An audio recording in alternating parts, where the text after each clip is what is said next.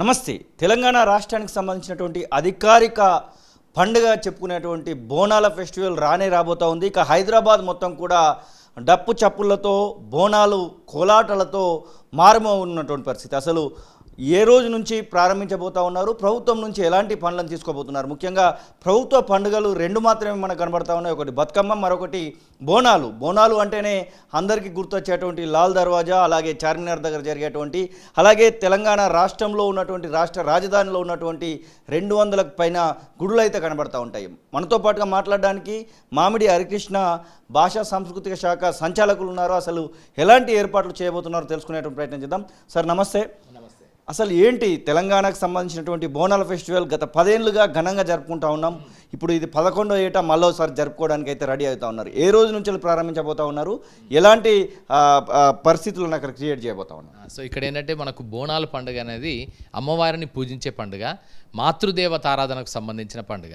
So ఇక్కడ దీని గురించి అంటే తెలంగాణకు, తర్వాత ద్రవిడ కల్చర్కు, అలాగే ఇండస్ వ్యాలీ సివిలైజేషన్ అంటే మన సింధు నది నాగరికత కాలం నుంచి కూడా అమ్మ తల్లిని పూజించే ఒక సంప్రదాయం ఒకటి ఉంది. అంటే దాదాపు ఒక 6,000 సంవత్సరాల క్రితం నాటి ఒక గొప్ప జీవన సంస్కృతి అమ్మవారి ఆరాధన, మాతృదేవత ఆరాధన. ఆ పరంపరని కొనసాగించే ఆనవాళ్ళు ఇప్పటికీ తెలంగాణలో ఉండడం అనేది గొప్ప విశేషం.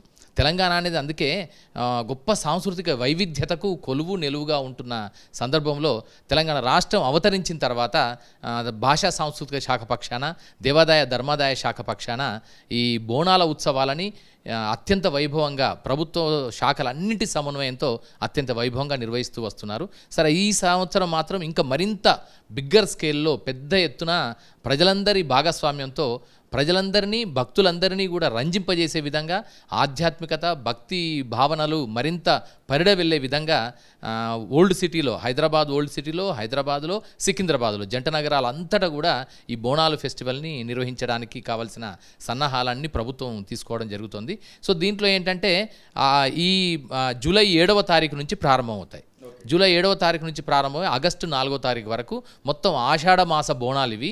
ఆషాఢ మాస బోనాల మొత్తం అద్భుతంగా జరుగుతాయి.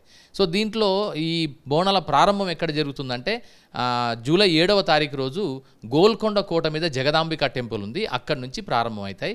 తర్వాత ఇక వేరు వేదికల మీద సాధారణంగా సంస్కృతికి సంబంధించినటువంటి అద్దం పట్టేలా మామిడి హరికృష్ణ కార్యక్రమాలు అయితే కనబడతా ఉంటాయి.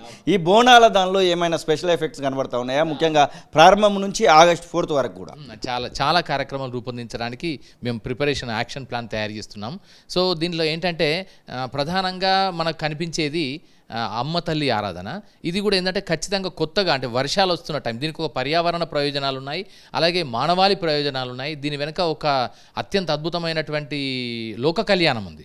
సో జనరల్గా భక్తి కార్యక్రమాలు అన్నింటి వెనుక ఉండే ప్రధాన ఉద్దేశం ఏంటంటే నన్ను, మా కుటుంబాన్ని, మా లోకాన్ని, మా చుట్టూ ఉండే ప్రజలందరినీ కూడా చల్లగా చూడు తల్లి అనేది మన సాధారణంగా భక్తిలో ప్రధాన అంశం.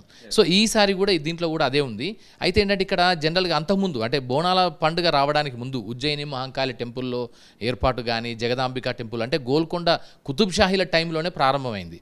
అంటే ఒక అద్భుతమైన ఏంటంటే తెలంగాణ ప్రాంతంలో, పర్టికులర్ హైదరాబాద్ ప్రాంతంలో కనిపించే ఒక గంగా జమున తహజీబ్ అనేది దానికి బోనాల పండుగ కూడా ఒక అద్భుతమైన ఉదాహరణ. ఎందుకంటే కుతుబ్ షాహీలు, అబుల్ హసన్ తానిషా కాలంలో ఈ ప్రారంభమైనట్టుగా మనకు చారిత్రక ఆధారాలు ఉన్నాయి. అంటే దాదాపు ఒక 16-17 శతాబ్దం నుంచి, అంటే ఒక 300-400 సంవత్సరాల క్రితం నుంచి ఈ సంప్రదాయం మనకు అంతర్భాగంగా కొనసాగుతూ వస్తుంది. సో దీంట్లో ఏం చేస్తామంటే సరే, పసుపు, కుంకుమలు, తర్వాత పోతురాజులు, సప్తమాతృకలు అంటే 7 అక్క చెల్లెలు ఉంటారు అనేది మనకు భారతీయ సంప్రదాయంలో కనిపించే ఒక విషయం. వారికి ఒక్కగానొక్క తమ్ముడు పోతురాజు. ఈ పోతురాజు సంరక్షకుడు. సో ఈ 7 అక్క చెల్లెలు ఏంటంటే వీళ్ళంతా గ్రామదేవతలు. సో అంటే ఇంత పట్టణం, ఇంత అద్భుతమైన పట్టణం, మహానగరమైన, విశ్వనగరం అయినప్పటికీ ఈ విశ్వనగరానికి ఉండే పల్లె తత్వాన్ని, ఆ గ్రామీణ తత్వాన్ని ఇప్పటికీ పోగొట్టుకోకుండా కొనసాగించడం అనేది గొప్ప వైచిత్రి. ఇది ఇక్కడ హైదరాబాద్ యొక్క విశిష్టత ఏంటంటే ఇది గొప్పతనం. ఇక్కడ ఏంటంటే చూస్తే మొత్తం మనకు హైటెక్ సిటీ కనబడుతుంది, న్యూ టెక్నాలజీసు, కాస్మోపాలిటన్ కల్చర్సు, ఇంకా వేరే అత్యంత ఆధునికమైన ఎన్ని కనిపించినప్పటికీ ఇప్పటికీ ఈ నగరంలో ఆ పల్లెతత్వం మిస్ కాలేదు.